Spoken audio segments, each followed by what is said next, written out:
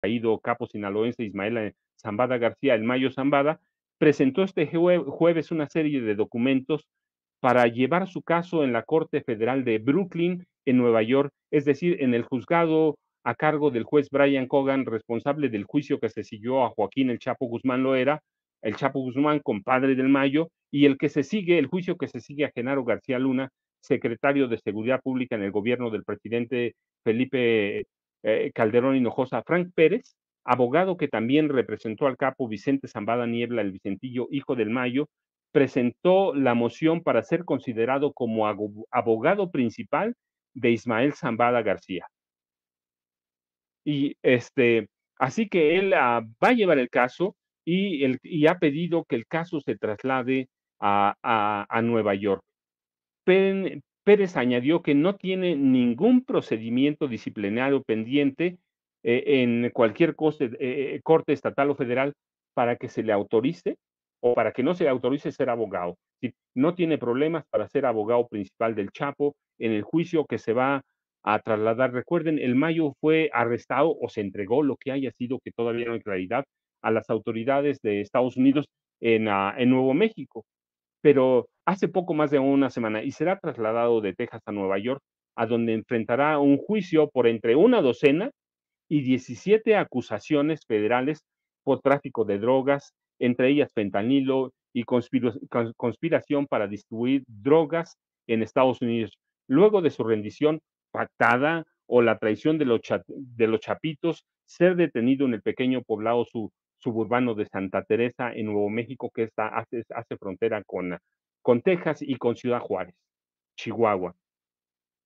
El Mayo fue trasladado a una prisión del Paso, en Texas, y fue presentado a la Corte Federal del Distrito Oeste en dos ocasiones, el 26 de julio, cuando se declaró no culpable, y el 1 de agosto, cuando se le leyeron cargos y se le negó el derecho a fianza. Y la jueza federal Kathleen Cardón programó la próxima audiencia en la Corte para el 9 de septiembre, cuando se le fijarán nuevos plazos a la defensa de Zambada como a la Fiscalía para presentar pruebas adicionales. No sabemos, pero se supone que para el 9 de septiembre debe estar ya en Nueva York. La jueza Cardón aceptó ya una moción para declarar el caso contra Zambada, se los platiqué ayer, como complejo e inusual. Y eso extendería a todos los tiempos para mociones del gobierno, mociones de la fiscalía, mociones de la defensa de Frank Pérez, en las siguientes audiencias. La designación permitirá todo eso, permitirá, es un juicio complejo, inusual, como el que se siguió a García Luna, el que se siguió al Chapo Guzmán, y les decía, enfrentará Zambada entre una docena y 17 cargos en los estados de Texas, a donde tiene acusaciones, Texas, en Nueva York, en Illinois, en Washington y en California. Entre otros cargos o acusaciones, destacan las de conspiración para dirigir asuntos de una empresa del crimen organizado, conspiración para poseer drogas duras como fentanilo y heroína y para distribuirlas, eh, y conspiración para lavar activos o instrumentos monetarios, conspiración para poseer armas de fuego en apoyo a delitos de narcotráfico y homicidio mientras participaba en una empresa criminal. Aún se desconoce la fecha en la que el hasta hace poco jefe máximo del cártel de Sinaloa será trasladado a Nueva York, y aunque seguramente se mantendrá esta decisión en reserva, se hará para evitar cualquier eventual atentado o conspiración para intentar liberar a Mayo Zambada en el traslado. Se sabe que hay una acusación pendiente contra el Mayo, yo les decía, en el distrito de Nueva York, en el distrito oeste de Nueva York. Eh, pero aunque se autorice el traslado, no sabemos cuándo se va a hacer. ¿Por qué? Porque las autoridades temen, como temían en el caso de el Chapo Guzmán, como temían en el caso de Genaro García Luna, que pudiera en la que pudiera darse un atentado para liberarlo. Pero como se informó en su momento, como lo informó el Departamento de Justicia, El cargo de fentanilo es gravísimo porque es considerada la droga más adictiva y peligrosa que se ha desarrollado en laboratorios, y eso le va a pesar mucho. Aún desconocemos si fue una rendición o entrega pactada, si fue producto de una negociación que duró al menos 4 años con el FBI o con la DEA, o si fue traicionado por el Chapito Guzmán López, uno de los hijos del Chapo Guzmán, este, no sabemos nada. Tampoco sabemos si hubo alguna incursión ilegal o autorizada de agentes estadounidenses a territorio mexicano para secuestrarlo y enviarlo a Estados Unidos. Aunque el abogado del Mayo, Frank Pérez, sostiene que fue secuestrado y que no llegó a Estados Unidos voluntariamente. El abogado, yo recuerdo, le dijo a la agencia de noticias EFE, lo ataron de manos y pies, le pusieron una bolsa en la cabeza y lo forzaron a montarse al avión. Aunque no dio ningún responsable y tampoco lo calificó como un secuestro, es decir, hasta el momento no sabemos todavía si el Mayo Zambada se entregó, si negoció o si lo traicionaron los chapitos. Pero como quiera que haya sido el Departamento de Justicia de Estados Unidos, que después lo arrestó una vez que llegó a Estados Unidos, lo necesita para tratar de conocer las entrañas del cártel de Sinaloa, las entrañas de cómo se formó, cómo operó, si hay alguien que conoce cómo opera todo el cártel de Sinaloa y cómo opera el cártel Jalisco Nueva Generación, es el Mayo Zambada.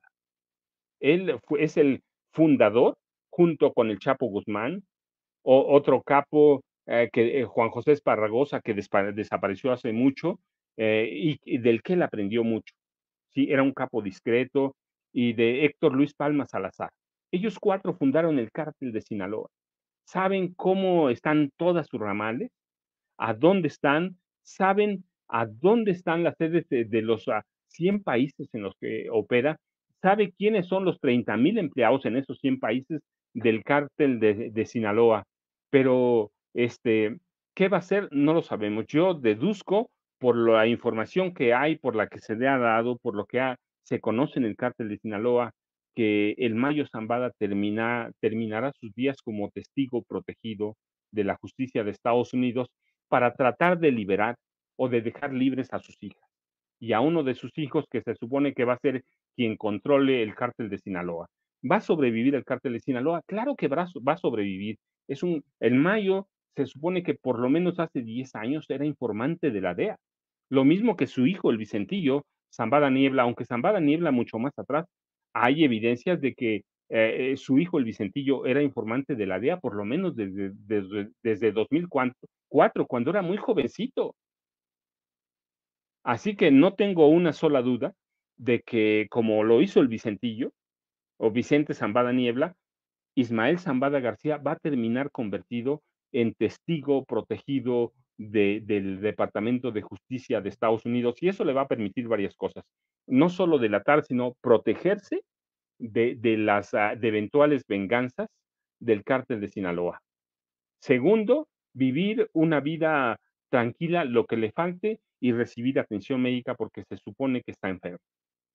Y sí, la verdad es que este físico es de una persona enferma. El Chapo Guzmán, perdón, el Chapo Ismael Zambada García era un tipo alto, por lo menos unos 78 medía, y era un tipo robusto, fuerte, y hoy es un tipo que está acabado. Así, hay desde por lo menos hace 10 años hay informes de que está enfermo. ¿Qué padece? Nadie sabe, la verdad. Se habla de cáncer, no se sabe qué tipo de cáncer, y se supone que, entre otras cosas, por eso se entregó a Estados Unidos y para que la DEA deje trabajar a sus 4 hijas, que están también acusadas de lavar dinero, de proteger al cártel de Sinaloa, pero bueno, todavía no lo sabemos y ese va a ser un caso que se va a resolver. Podemos seguir un poco con la información, me imagino que ya debe estar pronto a aparecer el presidente Andrés Manuel López Obrador, así que cambiaremos de temas, pero déjeme decirle, eh, el Mayo Zambada se entregó ¿con quién? Con Joaquín Guzmán López, conocido como el Güero Moreno o el Chapito Joaquín. y fue llevado la misma noche de su entrega a captura o rendición, porque hoy no sabemos qué hablar. La verdad es que no sé. Si está arrestado porque está en la cárcel, pero desconocemos si fue entrega, si fue rendición, si fue una negociación. No sabemos qué fue, pero el chapito Joaquín Guzmán López, la misma noche que llegó a Nuevo México, ah, fue enviado a Chicago, a donde fue procesado e ingresado, y fue presentado ante la jueza federal Sharon Coleman, ante quien se declaró no culpable, lo mismo que Ismael Zambada, no culpable de la decena de cargos por narcotráfico y lavado de dinero que le imputan. Joaquín comparecerá el próximo 30 de septiembre para una segunda audiencia de estatus en la que se podría declarar culpable o no culpable. Si se declara culpable, será para obtener beneficios de testigo protegido o testigo colaborante, como lo llaman en Estados Unidos, testigo colaborador, este, que le permitiría también obtener ciertos beneficios, una condena reducida, y eso significaría salir en libertad, significaría también entregar cierta cantidad de dinero a Estados Unidos. A Vicente Zambada Niebla le entregó 1,300 millones de dólares, por lo menos ese fue el compromiso. Se supone que Joaquín Guzmán López tiene todavía más dinero, pero no sabemos cuáles pudieran ser los arreglos. Y su hermano Ovidio El Ratón Guzmán López, el menor de los Chapitos, que fue arrestado en enero de 2023, extraditado a Estados Unidos el 15 de septiembre de ese año para enfrentar a la justicia estadounidense, fue ingresado a una prisión de máxima seguridad en Chicago, la misma que Joaquín, donde, de acuerdo con la información pública del Buró de Prisiones, fue liberado el 23 de julio, aunque autoridades de Estados Unidos aseguran que no está libre, sino que está bajo custodia y que puede comparecer como testigo protegido de Estados Unidos.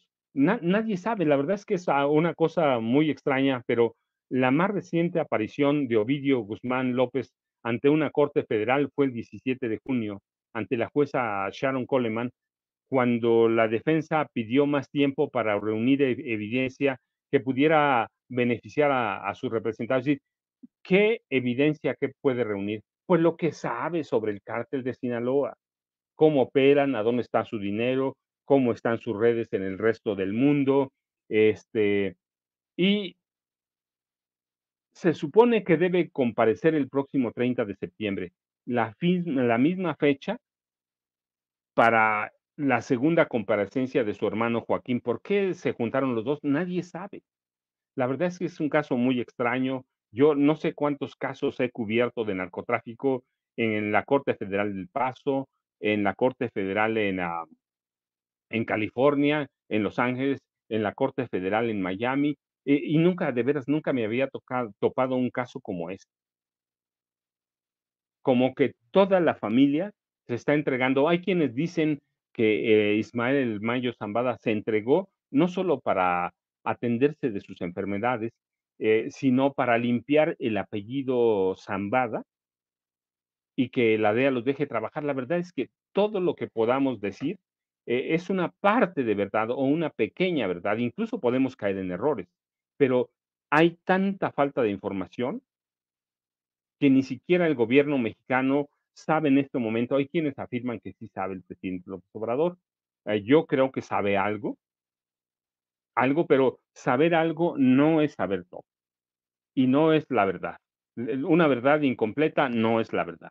Es solo eso, una verdad incompleta con la que uno puede ah, caer en muchos errores, pero Ovidio Guzmán está acusado de conspirar para exportar ilegalmente cocaína, heroína, marihuana y metanfetaminas de México a Estados Unidos de 2008 a 2021. Está acusado de conspiración para lavar dinero del narcotráfico, participar en una empresa criminal continua y portación de armas de fuego. Yo, fíjese, anoche me invitaron a una mesa y me preguntaban qué opinaba de Ismael Mayo Zambada. Yo les digo, es la primera vez que podemos ver, que podemos descubrir la raíz, no ahora mismo, sino en el proceso, en el tiempo, la raíz del narco en México. ¿Por qué? Porque el cártel de Sinaloa es herencia de viejos capos sinaloenses, de viejos capos en Ciudad Juárez, de viejos capos en Tijuana, de viejos capos en Mexicali, así que podemos llegar a la raíz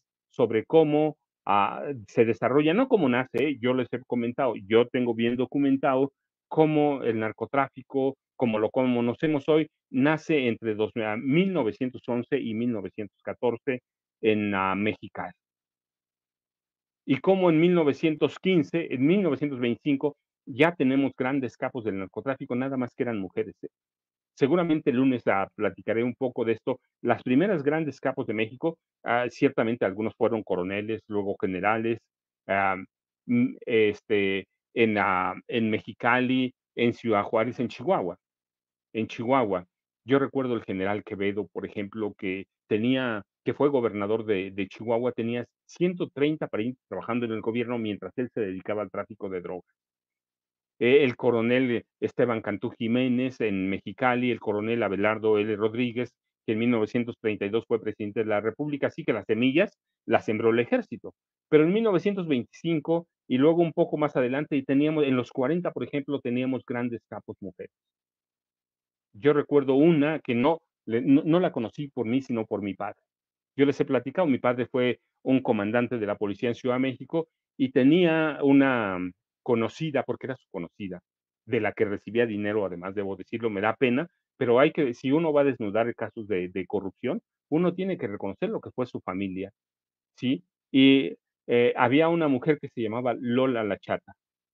Y es una historia muy interesante que luego les voy a contar, porque una mujer que en algún momento fue encarcelada en la Ciudad de México y salió muerta de la cárcel, muerta, salió en su caja, así la sacaron. Hay testimonios, había testigos en esa época, y entonces yo después me preguntaba, ¿cómo si estaba muerta? Mi padre después recibió dinero de ella y la visitaba en la zona de la Merced en la Ciudad de México, pues es decir, fue una farsa lo de su muerte. Así que había grandes mujeres que eran capos del narcotráfico. Y en los 80 el narcotráfico sufre un gran cambio en este país cuando llega Miguel de la Madrid Hurtado, cuando llega Carlos Salinas de Gortari, sufre un gran cambio y el narcotráfico se empieza a manejar desde la Dirección Federal de Seguridad, que después pasó a llamarse CISEN, que es de donde sale Genaro García Luna. Así que hemos tenido grandes policías narcotraficantes, como hemos tenido capos que no tuvieron nada que ver con la policía. Pero lo que representa a la detención, rendición o captura negociada del Mayo Zambada, es conocer cómo se desarrolla, cómo un cártel tiene capacidad. Ya llegó el presidente de la República, nos vemos más al rato, buenos días.